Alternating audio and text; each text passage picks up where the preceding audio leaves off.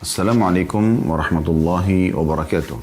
Alhamdulillah, wassalatu wassalamu ala rasulillah. Segala puji dan puja kehadirat Allah subhanahu wa ta'ala, juga salawat dan taslim kepada Nabi besar Muhammad sallallahu alaihi wa ala alihi wa sahbihi wasallam. Saudaraku seiman, melanjutkan bedah buku kita 80 langkah cerdas agar selamat dari siksa neraka. Dan kita sudah membahas pada pertemuan yang lalu dengan izin Allah subhanahu wa ta'ala kiat pertama ya, atau langkah pertama tepatnya, yaitu masalah tauhid. Dan sudah panjang lebar kita jelaskan bagaimana kedudukan tauhid itu sendiri ya, dan bisa memberikan kebahagiaan dan keselamatan dunia juga akhirat bagi seseorang tentunya. Dan kita akan masuk insya Allah pada pertemuan kali ini langkah yang kedua, yaitu menjaga sholat 5 waktu. Mungkin teman-teman sekalian di awal pembukaan ini atau materi kita ini ada yang pada saat mendengar, oh bahasanya sholat 5 waktu. Tiba-tiba mungkin syaitan membisikkan di kuping dia atau di benak dia, sholat 5 waktu saya sudah tahu. Sebenarnya teman-teman sekalian dalam membahas ya, poin-poin berhubungan dengan masalah agama ini tidak ada kata-kata saya sudah tahu. Walaupun kita sudah tahu, dalam Islam dianjurkan untuk sering mengulang-ulangi. Bahkan seringkali terjadi ada beberapa anjuran dalam Islam yang kita akan lebih termotivasi untuk mengerjakan setelah mendengarkan berulang kali keutamaannya. Paling tidak, kalau Anda pun sudah ketahui, Anda bisa mendapatkan keutamaan majlis. Ya. Dan subhanallah, ilmu syar'i ini tidak pernah diulangi di kuping seseorang, ya, kemudian terlintas di benak seseorang, ya, kemudian masuk dalam hati seseorang, kemudian dia merasa jenuh. Yang ada justru motivasi untuk mengulangi dan memperbanyak serta meningkatkan kualitas dari ibadah tersebut. Salat 5 waktu teman-teman sekalian adalah satu-satunya ibadah yang diterima oleh baginda Nabi SAW di langit. Yang lain semuanya di bumi. Mau jihad, puasa, zakat, apa saja, haji, semuanya Jibril datang turun dan menyampaikan wahyu Allah subhanahu wa ta'ala. Kecuali sholat, peristiwanya sangat agung. Sampai baginda Nabi SAW diperjalankan dari Masjidil Haram ke Masjidil Aqsa oleh Allah subhanahu wa ta'ala yang dikenal dengan perjalanan Isra. Kemudian dimi'rajkan ke langit, dinaikkan ke langit hanya untuk menerima perintah 5 waktu sholat. Kejadian-kejadian yang lain yang terjadi pada saat itu murni teman-teman sekalian hanya tambahan. Tapi inti daripada kejadian Isra dan Mi'raj adalah bagaimana Nabi SAW menerima perintah 5 waktu sholat. Ini menandakan kedudukannya sangat luar biasa. Sangat tinggi sekali. Dan itu ya, poin yang harus ditanamkan di benak setiap orang di antara kita. Sehingga apapun yang dia ingin lakukan untuk memperbaiki keadaan dia, maka mulai dari sholat. Kalau sholat 5 waktu ini, Anda sudah bisa on time, tepat waktu, Anda juga sudah melakukan gerakan-gerakan, dan juga mengucapkan bacaan-bacaannya dengan benar, dengan khusyuk, maka terimalah berita gembira teman-teman sekalian. Apa berita gembiranya Ustaz? Anda bisa dengarkan. Di sini saya langsung bacakan dulu karena penulis mengangkat sebuah hadis, ya, yaitu sabda Nabi SAW, "Atani Jibril alaihi salam min indillahi tabaraka wa ta'ala faqal." Sesungguhnya Jibril alaihi salam satu hari pernah mendatangiku dari sisi Allah yang maha berkah dan maha tinggi, seraya berkata, "Ya Muhammad, wahai Muhammad, Inna Allah Azza wa Jal yakul." Sesungguhnya Allah yang maha mulia dan maha tinggi telah berfirman, "Inni qad faradtu ala ummatika khamsa salawatin faman wafa bihinna ala udu'ihinna wa mawakitihinna wa ruku'ihinna wa sujudihinna kana lahu indi bihinna ahdun an udkhilahu bihinna al-jannah." Wahai Muhammad, sesungguhnya ya, Allah telah berfirman, aku telah mewajibkan atas umatmu 5 waktu sholat siapa yang menjalankannya atau menyempurnakannya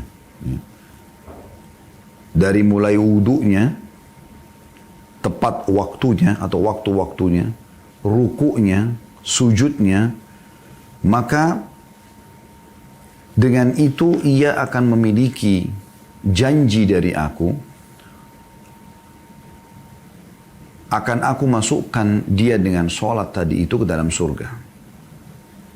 Jadi ini jaminannya. Hanya menjaga sholat 5 waktu. Makanya tadi saya katakan, bermula dari sini Anda memperbaiki segala sesuatunya.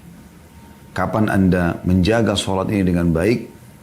Perhatikan di sini dikatakan, ya, wudunya, mulai dari air wudu, tidak mubadzir, wudu yang benar, ya, semua anggota tubuh yang diperintahkan tersentuh dengan air, juga tidak terjadi pembatalan setelahnya, sehingga sholatnya jadi sah, ya. Juga waktu-waktunya, on time, tepat. Dan memberikan hak ruku juga sujudnya. Maka dijamin oleh Allah secara langsung untuk masuk ke dalam surga. وَمَنْ لَكِيَنِي قَدْ انْتَقَصَ مِنْ ذَلِكَ شَيْئًا فَلَيْسَ لَهُ عِنْدِ أَهْدٌ إِنْ شِئْتُ عَذَّبْتُهُ وَإِنْ شِئْتُ رَحِمْتُهُ. Dan siapapun yang mengurangi hal tersebut, ya, artinya dia bertemu dengan Allah sementara tidak menyempurnakannya, maka dia tidak mempunyai jaminan di sisiku. Jika aku berkehendak, aku akan mengazabnya, dan jika aku berkehendak, aku akan merahmatinya. Hadis ini riwayat Bukhari dan Muslim. Dari hadis ini teman-teman sekalian kita jelaskan dulu. Ada beberapa mutiara yang sangat mahal yang perlu kita ambil dari hadis ini. Yang pertama, bagaimana malaikat Jibril alaihissalam adalah utusan Allah subhanahu wa ta'ala yang Allah khususkan mendatangi para nabi-nabi dan rasul dan menyampaikan wahyu. Dan itu sudah kita tahu tentunya. Dan ini salah satu bentuk penyampaian wahyu. Jibril AS menyampaikan apa yang Allah amanahkan kepadanya, kepada Nabi Muhammad SAW. Pelajaran yang kedua, bagaimana keutamaan sholat 5 waktu dan itu diwajibkan atas umat Islam. Sampai Umar mengatakan radhiyallahu anhu, tidak ada Islam bagi orang yang tidak sholat. Itu patokannya. Bahkan beberapa sahabat mengatakan, kami tidak melihat orang-orang yang luput dari sholat berjamaah di masjid di zaman Nabi SAW kecuali munafik. Bagi orang beriman mustahil dia meninggalkan ini. Kalau Anda sudah mulai melalaikannya, menganggap remeh, lewat awal waktunya misalnya, Anda menganggap tidak ada masalah. Ya, bahkan kadang-kadang sampai akhir waktu baru dikerjakan. Kalaupun dikerjakan buru-buru, sama sekali tidak memberikan hak. Padahal setiap gerakan dan bacaannya bernilai pahala di sisi Allah Subhanahu wa taala, maka berarti Anda sudah mulai tergelincir tanda kutip di sini menuju kepada perbuatan-perbuatan orang-orang munafik yang Allah ceritakan dalam Al-Qur'an. A'udzu billahi minasyaitonir rajim wa idza qamu ila sholati qamu kusala yura'una an-nas wa la yadhkuruna Allah illa qalila. Kalau mereka mendirikan sholat maka mereka malas. Salah satu makna malas adalah menunda-nunda waktunya. Merasa ada yang lebih penting daripada sholat itu. Meeting kah, silaturahim keluarga kah, setir mobil kah, ngobrol sama teman kah, dan lain-lainnya. Ya. Maka mereka malas. Dan kalaupun mereka mengerjakan, mereka riya. Kalaupun mereka lakukan, maka mereka perindah karena manusia yang ada di sekitarnya. Dan mereka tidak berzikir kepada Allah kecuali sangat sedikit sekali. Jadi keutamaan sholat 5 waktu ini adalah sangat besar. Sebagaimana sudah kita jelaskan tadi. Ini Allah wajibkan. Pelajaran selanjutnya, yang ketiga adalah keutamaan atau hal-hal yang harus dijaga dulu dalam sholat. Wudu, waktu-waktunya, dan semua gerakannya, juga bacaannya. Kalau ini dipenuhi semuanya, wudu dengan tenang, dipastikan semua anggota tubuhnya tersentuh air, waktunya selalu tepat waktu, dan juga rukunya dengan tenang, juga sujudnya dengan tenang, maka dia akan mendapatkan jaminan surga. Dan siapa yang tidak menyempurnakan sholat ini, sengaja melalaikan wudhunya, melalaikan waktunya, melalaikan gerakan dan bacaannya, menganggap remeh, maka tidak ada jaminan dari Allah Subhanahu wa Ta'ala baginya di hari kiamat, walaupun dia Muslim.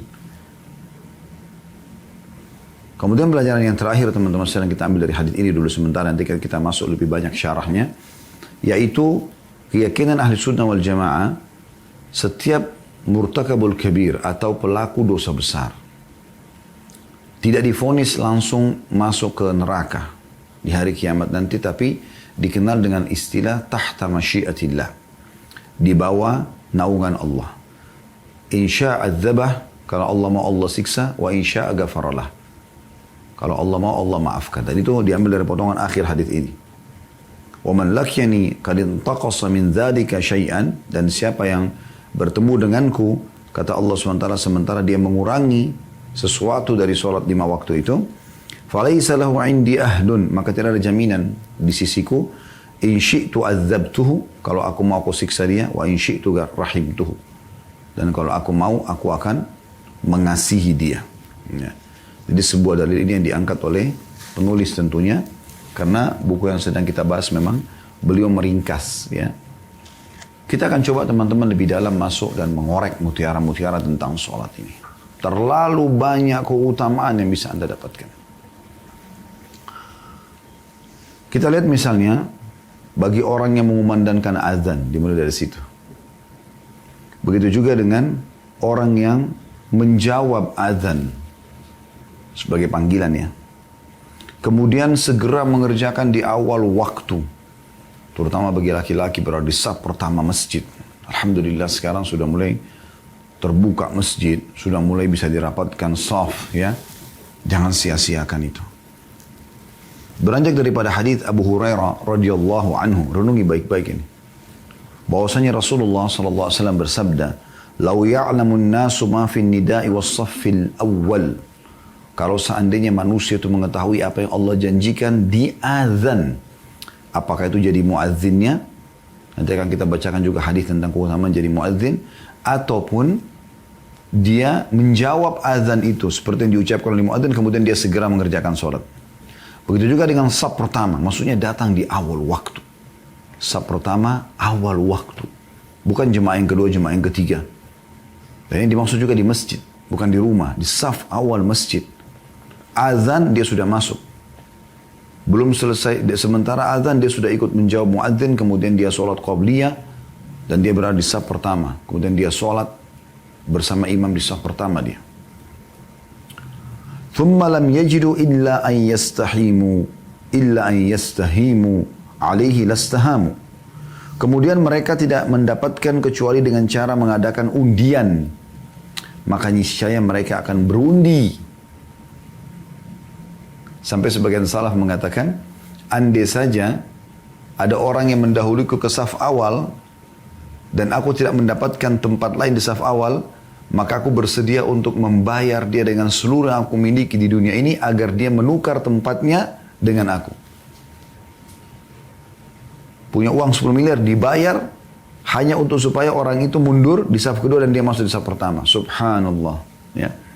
Bayangkan orang banyak tidak faham tentang fikih hadis ini. Mereka bahkan mempersilakan orang lain masuk di saf pertama dan luput dari dia. Akhi yang mulia, semoga Allah muliakan Anda, terutama kaum laki-laki.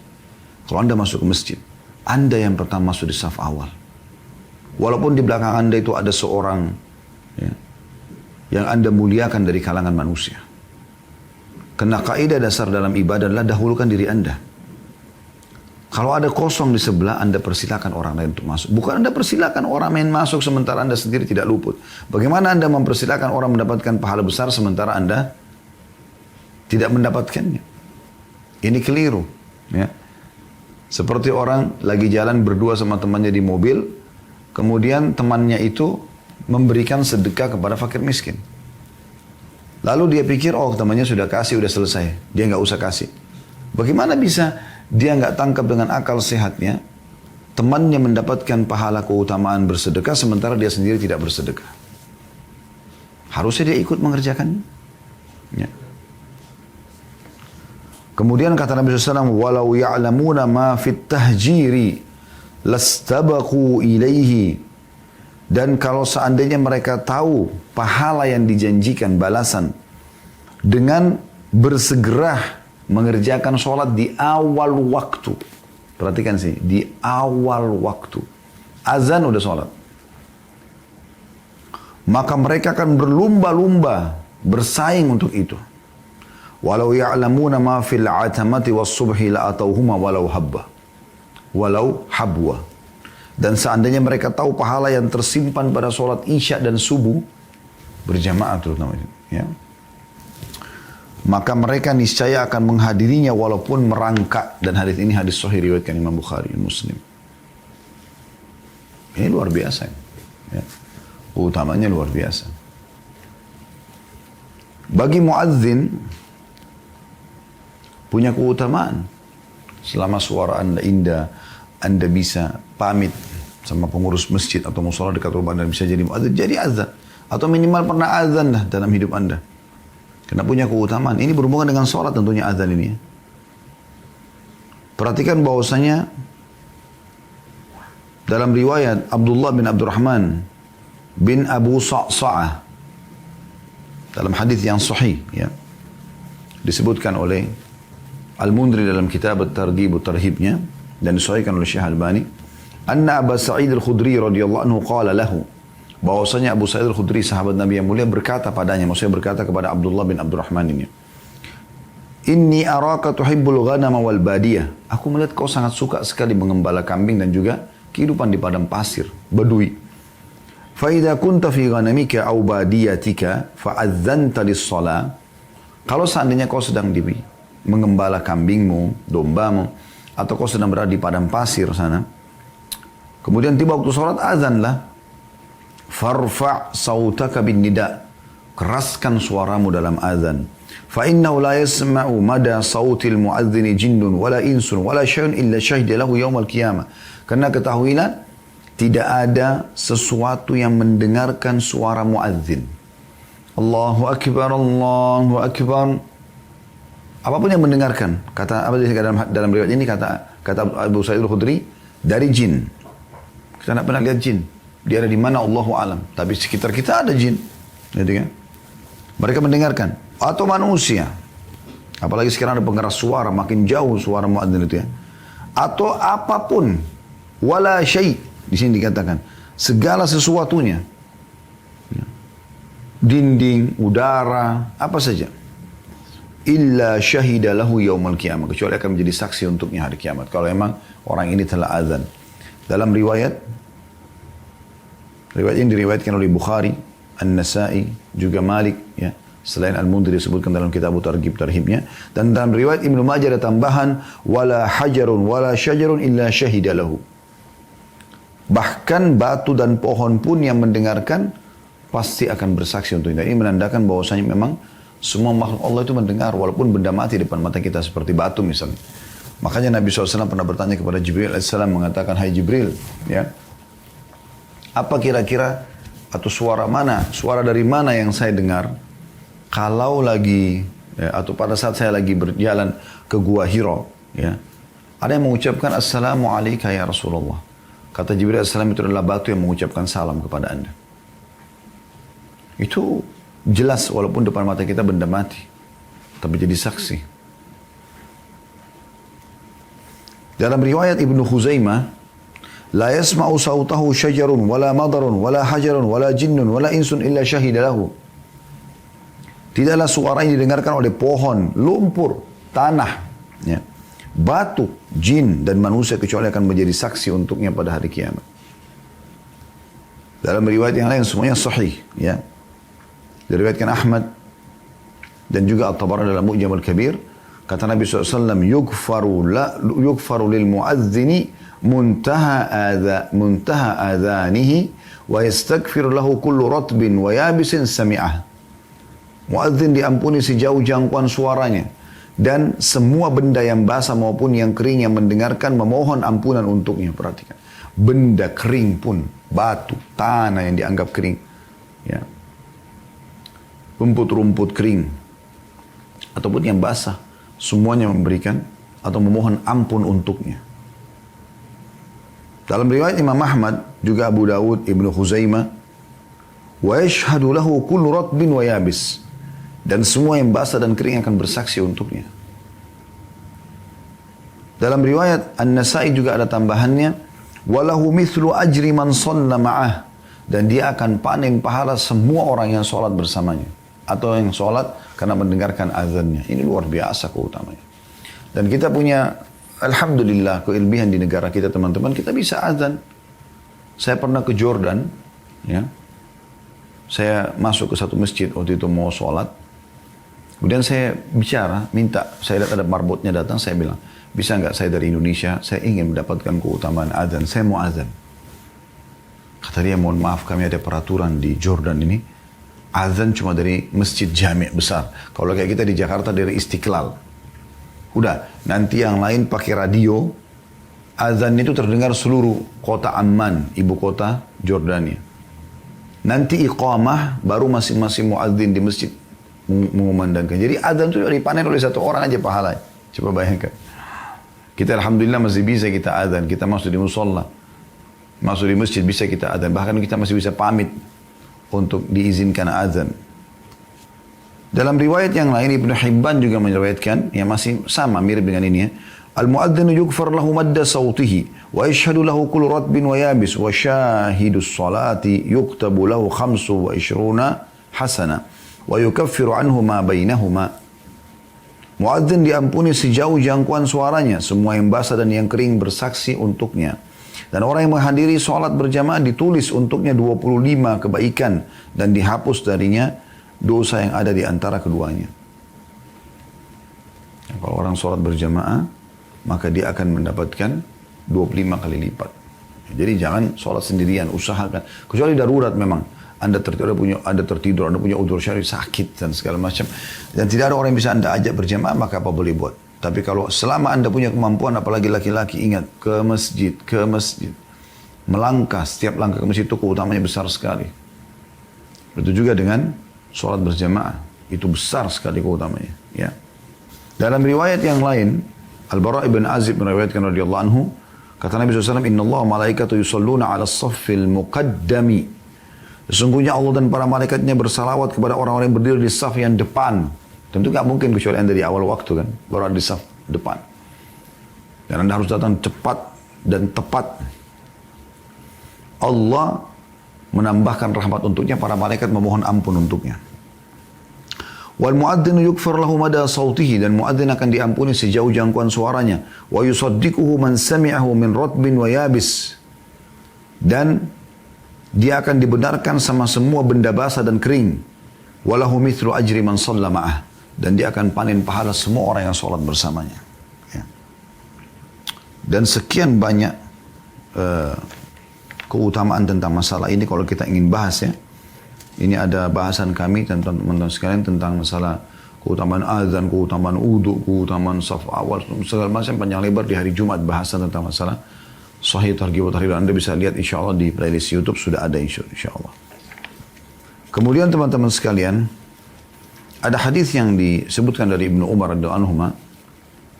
Ini menandakan bagaimana dianjurkan seseorang itu kalau jadi muadzin, kalau memang dia bisa memperindah suaranya indah, dia fokus, jadikan sebagai profesi dia. Apapun dia kerja urusan dunianya, tapi yang penting dia jadi muadzin. Kata Nabi SAW, Man adzana thnatai ashrata sana. Siapa yang mengumandangkan adzan selama 12 tahun, wajabat lahul jannah, dia akan dapat surga. Wa kutiba lahu bita'dzinihi fi kulli yawmin 60 hasana, dan akan dicatatkan baginya setiap harinya 60 pahala. Wa li kulli iqamatin 30 hasana, dan di setiap iqamah 30 pahala. Jadi sudah dapat ya, pengampunan dosa sejauh suaranya, semua akan jadi saksi untuknya, dia panen pahala orang yang ikut bersama sholat dengan dia, dan di sini dia akan dicatatkan setiap azan 60 pahala dan iqamah 30 pahala. Ya.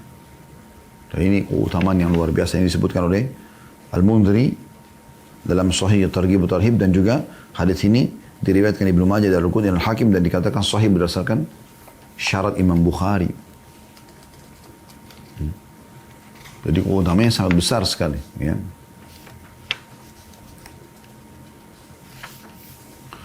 Kemudian juga anjuran untuk ke masjid, sholat.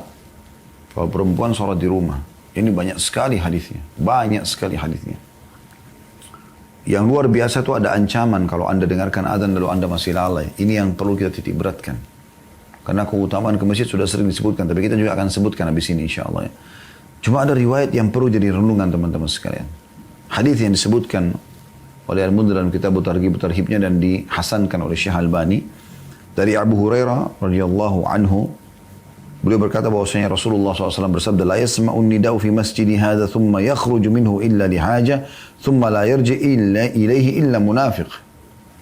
Tidaklah seorang mendengarkan azan di masjidku ini kemudian dia keluar darinya kecuali untuk suatu hajat kemudian tidak kembali lagi melainkan pasti dia adalah seorang munafik. Hadis ini riwayat Tabarani. Artinya kalau sudah dengar azan, ada orang begitu, ketemu sama temannya di masjid. Azan dengar malah keluar dari masjid. Malah tinggalkan teras masjid, bukannya masuk sholat di dalam. Ya. Maka kata Nabi SAW, kalau ada orang begitu, kemudian dia pergi walaupun dia mau sholat di tempat lain, bisa dianggap dia munafik. Kenapa nggak sholat? Apa alasannya? Sampai pernah ditanyakan oleh seorang ikhwah kita, seorang asatidzah bersama kami dulu kuliah di Madinah. Dia menanyakan kepada seorang masyayikh tentang masalah mana lebih utama? Saya sedang menuju ke Masjid Nabawi, pahalanya 1000 pahala, sholat di sana. Tapi sudah azan, kemungkinan besar saya kalau sampai Masjid Nabawi, saya masbuk 1 rakaat. Bila dibandingkan dengan saya sholat masjid yang saya temukan di pinggir jalan, yang mungkin keutamanya tidak sama dengan jumlah sholat di Masjid Nabawi, tapi saya tidak ketinggalan 1 rakaat pun. Maka jawabannya Syekh, tetap lebih afdal sholat awal waktu di masjid yang terdekat daripada orang yang masbuk, karena mendapatkan saf pertama, mendapatkan takbiratul ihram pertama imam, itu luar biasa. Walaupun Masjid Nabawi lebih punya keutamaan. Ini salah satu faedah yang penting untuk kita ambil. Dalam riwayat yang lain dari Utsman bin Affan radhiyallahu anhu bahwasanya Nabi SAW bersabda, "Man adrakahu al-adzanu fil masjid, thumma kharaja lam yakhruj li haja, wa huwa la yuridu ar-raj'ah, fa huwa munafiq." Barang siapa yang mendapatkan azan di masjid kemudian dia keluar bukan karena punya hajat, misalnya dia mau ke WC, kamar mandi, perlu hajat. Sudah azan tapi ya. Kalau belum azan beda, sudah azan dan dia tidak ingin kembali, memang tidak mau sholat, maka dia adalah seorang munafik.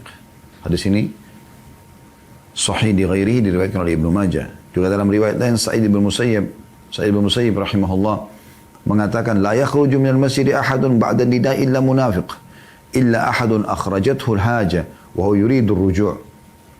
Tidak ada seorang pun yang keluar dari masjid setelah azan melainkan pasti dia seorang munafik, kecuali seseorang yang keluar karena hajat dan dia ingin kembali. Di sini diriwayatkan oleh Abu Daud. Ya. Ini ke masjidnya.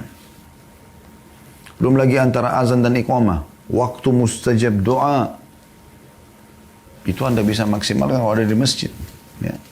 Kalau Anda mampir ke masjid, kehilangan ini. Ini sekaligus juga menepis was-was sebagian orang di antara kita. Sudah azan ya sudah masjid, oh nanti aja masjid sana di depan deh. Saya dapat kok di sana lebih lama iqamahnya. Iya kalau dapat, kalau enggak, gitu kan. Sekarang sudah azan, panggilan selesai, kerjakan di tempat yang terdekat. Kecuali memang Anda tahu memang masjid ini yang Anda mau sholat di dekat rumah atau dekat kantor ini cepat sekali dan di sana ada masjid yang lebih tenang, Anda bisa mendapatkan sholat qobliyah, Anda bisa doa di antara azan dan iqamah, itu lain, Anda silahkan ke sana. Tapi kalau Anda khawatir luput, jangan. Ya. Karena kalau kita sudah di masjid, lebih mudah untuk doa antara azan dan iqamah. Kalau kita masih di jalan, mungkin kita bisa lupa. Dan kita tidak tahu sudah iqamah atau belum di musola atau masjid yang kita tuju. Oleh karena itu belum azan atau pas azan sudah jalan. Karena kata Nabi SAW dalam hadis yang sahih, ad-du'a bainal adhan wal iqamah la yurad. Doa antara azan dan iqamah tidak akan ditolak. Hadis ini riwayat Abu Daud dan Tirmidzi dan dikatakan hadis ini adalah sahih li ghairihi oleh Syekh Albani tentunya. Dalam riwayat yang lain, ya, di Ibnu Hibban dalam sahihnya, fad'u, maka berdoalah kalian. Ini akan didapatkan orang yang berusaha masuk ke masjid on time, ya. Dan sekian banyak sebenarnya, ya, Hadis-hadis berhubungan dengan masalah ini diantaranya adalah kata Nabi SAW dalam hadis sahih di ghairihi juga, sa'atani tuftahu fihima abwabus sama. Ada 2 waktu pintu-pintu langit dibuka. Wa qallama turaddu ala da'in da'watuhu, dan sangat jarang ditolak orang yang berdoa pada saat itu. 'Inda hudurin nida, pada saat ya dikumandangkan azan, was-saffi fi sabilillah, dan pada saat berbarisnya pasukan untuk berperang.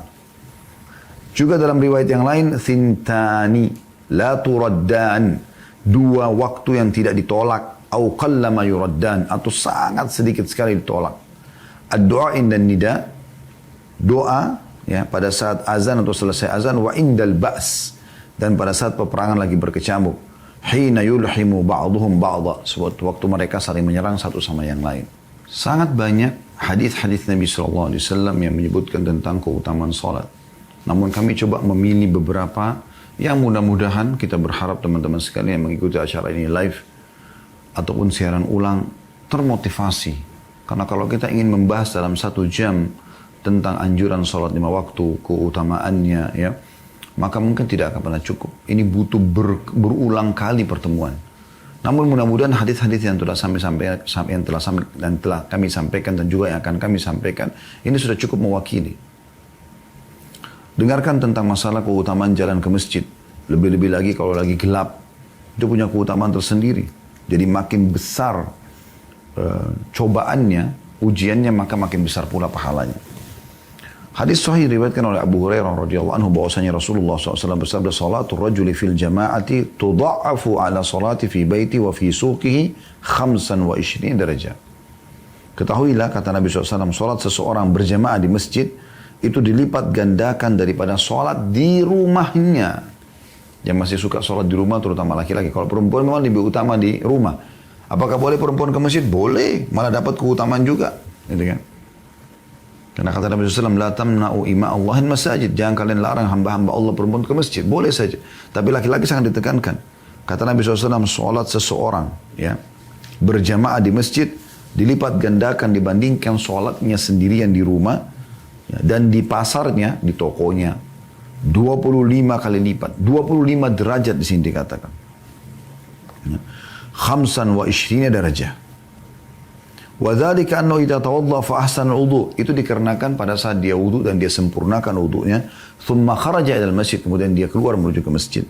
La yukhrijuhu illa as-shalah. Tidak ada yang mengeluarkan dia dari rumah kecuali ke masjid itu kecuali untuk sholat, bukan karena janjian sama orang. Lam yakhtu khutwatan illa rufi'at lahu biha darajah. Mereka tidak melangkah 1 langkah pun kecuali akan diangkat 1 derajat dengan 1 langkah itu. Wa hutta anhu biha khati'ah, dan akan dihapuskan juga setiap 1 langkah dengan 1 dosa. Fa idza shalla lam tazalil malaikatu tusalli alaihi, dan kalau dia salat terus saja malaikat mendoakan dia. Madama fi musallahu, selama dia masih di tempat salatnya. Allahumma salli alaihi, Allahumma arhamhu. Ya Allah, ya, penuhilah hajat-hajatnya. Ya. Kasihanilah dia. Wala yazalu fi salati man tadara as-salat, dan dia akan dihitung selalu seperti sedang mengerjakan salat selama dia masih duduk menunggu salat yang setelahnya. Dalam riwayat yang lain, Allahumma ighfir lahu, Allahumma tub alaihi. Ya Allah, maafkan dia. Ya Allah, terima taubatnya. Ma lam yu'dhi fihi, ma lam yuhdith fihi. Selama dia tidak mengganggu ya, dan tidak berhadas di dalamnya. Artinya dia duduk dengan tenang berzikir kepada Allah SWT. Hadis ini riwayat Bukhari Muslim, Abu Daud, Tirmidzi, dan juga Ibnu Majah. Dalam riwayat yang lain disebutkan oleh Imam Malik dalam kitab Muwatta masih sama, man tawadda fa ahsana al-wudu, siapa yang wudu kemudian dia menyempurnakan wudunya, thumma kharaja 'amidan ila shalah, kemudian dia sengaja keluar untuk mengerjakan salat, fa innahu fi salatin maka ya'midu ila shalah, maka dia dihitung dalam solat selama dia memang bermaksud untuk solat. Ya. Wa innahu yuktabu lahu bi ihda khutwatayhi hasana, dan akan dicatatkan dari 2 langkah kakinya, satunya adalah pahala, wa yumha anhu bil ukhra sayyi'ah, dan yang satunya akan dimaafkan 1 dosa. Fa idza sami'a ahadukumul iqamata fala yas'a. Kalau salah seorang dan kalian mendengarkan iqamah, ya, maka jangan dia tergesa-gesa. Fa inna a'zamakum ajran ab'adukum dara. Ketahuilah orang yang paling besar pahalanya antara kalian, yang paling jauh jaraknya dari masjid. Qalu lima ya Abu Hurairah. Maka mereka mengatakan, kenapa wahai Abu Hurairah? Qala min ajli kathratil khuta. Karena banyaknya langkah yang dia gunakan menuju ke masjid. Dalam riwayat Ibn Hibban disebutkan juga, kata Nabi SAW, min hina yakhruju ahadukum min manzilihi ila masjidi. Dari pertama kalian keluar dari rumah kalian ke masjidku ini, farijulun taktubu lahu hasana. Maka satu kakinya akan dicatatkan satu pahala. Warijulun tahuttu anhu sayyi'ah hatta yarji'. Maka yang satu kakinya akan menghapuskan satu dosa gitu ya, sampai dia pulang. Nah, jadi ini pahalanya berarti pada saat dia pergi dan dia pulang. Jadi dua-duanya, bukan cuma sekedar pergi sholatnya. Pada saat dia pulang pun. Jadi Abu Hurairah menganjurkan banyak langkah menuju ke masjid. Dan juga begitu pada saat pergi. Pada saat pulang pun sama. Sesuai dengan hadis yang hasan diriwayatkan oleh Imam Ahmad dan At-Tabarani juga Ibn Hibban, Abdullah bin Amr radhiyallahu anhu meriwayatkan sabda Nabi SAW, man raha ila masjidil jama'ati fa khutwatun tamhu sayyi'atan wa khutwatun taktubu lahu hasanatan zahiban wa raji'a. Barang siapa yang berangkat ke masjid untuk berjamaah, maka satu langkah menghapus satu kesalahan dan langkah lainnya ditulis satu kebaikan, pulang dan pergi. Dua-duanya. Dalam riwayat yang lain dengan sanad sahih dari Utsman bin Affan radhiyallahu anhu, dan ini diriwayatkan oleh Ibnu Khuzaimah dalam sahihnya, bahwasanya Nabi SAW bersabda, man tawadda fa asbaghal wudu, siapa yang wudu dan dia menyempurnakan wudunya, thumma masya ila salatin maktubah, kemudian dia pergi mengerjakan salat 5 waktu. Kemana? Ke masjid. Fa shallaha ma'al imam ghufira lahu dhanbu, kemudian dia salat bersama imam, maka dibersihkan dosanya yang pernah dia lakukan. Ini luar biasa. Hadis yang lain hasan di ghairi, dan ini hadis mulia sekali, ya, sangat menyentuh kalau anda gunakan keimanan mendengarkannya. Sa'id bin Musayyib rahimahullah, seorang tabi'in, mengatakan, hadara rajulan minal ansaril maut. Faqal, seorang laki-laki dari Ansar pernah menghadapi kematian. Sambil dia berkata, inni muhaddithukum hadithan ma uhaddithukumuhu illa ihtisaba. Aku akan menyampaikan kepada kalian sebuah hadis dan aku tidak menyampaikan kecuali hanya karena berharap pahala di sisi Allah. Jadi orang sahabat ini sudah mau meninggal, gitu kan. Sami'tu Rasulullah sallallahu alaihi wasallam yaqul, aku telah mendengarkan Rasulullah SAW bersabda, idza tawadda ahadukum fa ahsana al-wudu. Kalau salah seorang dari kalian berwudu dan dia menyempurnakan wudu, thumma kharaja ila shalah, kemudian dia keluar mengerjakan salat, kemana? Ke masjid. Lam yarfa' qadamahul yumna, dia tidak mengangkat telapak kaki kanannya, illa kataballahu azza wa jalla lahu hasana, kecuali Allah catatkan baginya satu pahala. Walam yadha' qadamahul yusra, dan belum dia meletakkan kaki kirinya kecuali di illa hattallahu azza wa jalla anhu sayya, kecuali dihapuskan dengannya satu dosa. Kecuali Allah yang maha mulia dan maha tinggi menghapuskan dengannya satu dosa. Fal yuqarrib ahadukum au yuba'id, maka hendaklah seseorang dari kalian mendekatkan dan menjauhkan tempat tinggal dari masjid, ya. Maksudnya kalau mau dekat sekalian supaya cepat masuk ke masjid, atau memang kalian sekalian jauh akan dapat mendapatkan langkah kaki yang banyak itu. Fa in atal masjid fa shalla fi jama'atin ghufira lahu, kalau dia datang ke masjid dan kemudian dia salat berjamaah maka diampuni dosanya. Fa in atal masjid wa qad sallu ba'dan wa baqiya ba'd, dan kalau dia tiba di masjid sementara dia mendapatkan sebagian dan dia ketinggalan sebagian, masbuk. Shallama adrak, kemudian dia salat menyempurnakan apa yang tersisa. Wa atamma ma baqiya, dia ikut salat, ya, yang dia bisa dapatkan. Wa atamma ma baqiya kana kadzalik, kemudian dia menyempurnakan rakaat yang dia tertinggal, maka dia juga mendapatkan keutamaan yang sama. Fa in atal masjidah wa qad sallu fa atamma salata kana kadzalik. Bahkan kalau dia sudah niat ke masjid, ternyata tiba-tiba masjid sudah selesai orang salat, lalu dia salat, tetap juga dia mendapatkan keutamaan. Jadi ini luar biasa gitu keutamaan orang yang pergi ke masjid. Dalam riwayat lain, Ibnu Abbas meriwayatkan, dari ini sanadnya sahih di ghairihi, riwayatkan Tirmidzi, ya. Walaupun Tirmidzi mengatakan hasan gharib, tapi Syekh Albani dalam Sahih Targhib wa Tarhib mengatakan sahih di ghairihi. Dari Ibnu Abbas radhiyallahu anhu, beliau berkata bahwasanya Rasulullah SAW bersabda, atani lailata rabbi fadzakara al-hadits. Dikatakan semalam Tuhanku mendatangiku, kata Nabi SAW. Kemudian disebutkan hadis cukup panjang.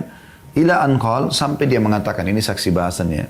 Qala li ya Muhammad atadri fima yakhtasimul mala'ul a'la. Allah pun berfirman kepada Nabi Muhammad SAW, hai Muhammad, apakah kau tahu masalah apa yang sedang dibicarakan oleh para penduduk langit, maksudnya para malaikat. Qultu na'am, aku mengatakan iya. Fid darajati wal kafarat. Mereka sedang membicarakan tentang urusan tingginya derajat-derajat yang bisa diraih dan juga pembersihan-pembersihan dosa. Wa naqlil aqdami ilal jama'at, dan membahas secara khusus langkah-langkah menuju sholat berjamaah ke masjid. Wa isbagil wudu'i fis sabarat, dan menyempurnakan wudu di waktu-waktu yang dibenci, kayak sudah mau tidur, ya. Wa intidharis salati ba'da shalah, dan menunggu sholat setelah sholat maghrib isya misalnya, tidak pulang, ya. Nunggu duhur asar. Wa man hafadha alaihinna, siapa yang menjaga itu wudu, ya, sholat berjamaah ke masjid, ya. Asha bi khairin wa mata bi khair, hidupnya pasti akan baik, meninggalnya juga baik. Wa kana min dhunubika yawma waladathum, dan dia dari dosa-dosanya seperti baru dilahirkan oleh ibunya. Ini luar biasa ini. Jadi bukan cuma saya ampuni, tapi dia seperti baru dilahirkan oleh ibunya, ya. Ini sesuatu yang luar biasa. Keutamaan-keutamaannya, ini saya bilang kalau kita mau bahas banyak sekali gitu. Ada sebuah hadis yang saya ingin tutup dengan hadis ini, teman-teman sekalian, ya. Tentu banyak sekali keutamaan sholat, tapi saya berharap tadi saya katakan ini bisa mewakili agar anda betul-betul peduli dengan sholat anda 5 waktu. Bagi perempuan di rumah dan bagi laki-laki ke masjid, ke masjid. Ibu-ibu motivasi suaminya, motivasi anaknya, motivasi saudaranya, biar ke masjid, sholat di masjid. 10-15 menit, selesai. Utamanya terlalu banyak. Kata Nabi SAW, ya, dalam hadis yang hasan sahih, yang diriwayatkan oleh Imam Ahmad, hadis ini, dan disebutkan oleh Mundhir dalam kitab Targhib Tarhib, dan disahihkan oleh Syekh Albani. Dari hadits Abu Hurairah radhiyallahu anhu bahwasanya Nabi SAW bersabda, Inna lil masajidi autada. Sesungguhnya masjid-masjid itu memiliki pasak-pasak. Dan ini yang dimaksud dengan pasak-pasak yaitu pengunjung setia maksudnya. Orang yang suka datang. Al-malaikatu julasa'uhum. Para malaikat teman-teman mereka duduk. Jadi orang yang suka dengan masjid, azan sudah selalu ke masjid. Anda pasti lihat biasanya orang-orang ini khusus mereka-mereka aja terus yang di masjid itu kan. Nah ini, mereka ini adalah pengunjung-pengunjung resminya masjid. Maka kata Nabi SAW, teman duduk mereka di masjid para malaikat. Apa yang lebih mulia daripada ini? Walaupun tidak nampak dengan depan mata. In ghabu yaftakidunahum. Kalau mereka tidak datang ke masjid, maka para malaikat merasa kehilangan. Saya ulangi, kalau mereka tidak sempat datang ke masjid karena sakit, karena musafir, malaikat merasa kehilangan yang ada di masjid itu. Wa in maridu aduhum. Kalau mereka sedang sakit, para malaikat menjenguk mereka. Ini luar biasa, hanya karena biasa ke masjid. Malaikat menjadi sahabat mereka walaupun mereka tidak lihat. Para malaikat menjenguknya. Wa in kanu fi hajatin anuhum. Kalau mereka punya hajat, malaikat-malaikat akan membantu mereka. Allah mudahkan para malaikat untuk membantu urusan-urusannya. Thumma qal jalisul masjidi ala 3 khisal. Orang yang duduk di masjid itu ada 3, ya. Atau teman setia masjid berada dalam 3 perkara. Akhin mustafat, saudara yang memberi manfaat. Kalau kita punya teman di masjid, ya, yang di depan sebelah saf kita, bisa menjadi seorang saudara yang memberikan manfaat kepada kita. Au kalimatin hikmah, atau kata-kata bijak. Orang kalau di masjid bicara baik-baik, gak pernah ada sesuatu yang buruk gitu. Au rahmatin muntadarah, atau rahmat yang dinantikan. Ini hadis luar biasa keutamaannya itu. Dalam riwayat yang lain, lafaz yang lain, inna lil masajidi autada. Sungguh masjid-masjid itu punya pengunjung-pengunjung setia. Hum autaduha, ya. Mereka lah pasak-pasaknya masjid itu. Lahum julasa'u minal malaika. Mereka punya teman-teman duduk para malaikat. Fa in ghabu sa'alu anhum. Kalau mereka tidak hadir, para malaikat sibuk menanyakan tentang keberadaannya. Wa in kanu marda a'aduhum. Kalau mereka sakit dijenguk oleh para malaikat. Wa in kanu fi hajatin a'anuhum. Kalau seandainya, ya, mereka sedang punya hajat maka dipenuhi oleh para malaikat atau dibantu oleh para malaikat tersebut. Dalam riwayat lain dari Abu Darda dikatakan, ya, dan ini diriwayatkan oleh Tabarani, al-masjidu baitu kullu taqi. Masjid adalah rumah setiap orang yang bertakwa. Nah, tentu yang saya bilang tadi banyak sekali keutamaannya tentang masjid ini. Kalau kita mau bacakan hadisnya mungkin bisa ratusan bahkan ribuan hadis. Gitu. Tapi mudah-mudahan ini sudah mewakili insya Allah.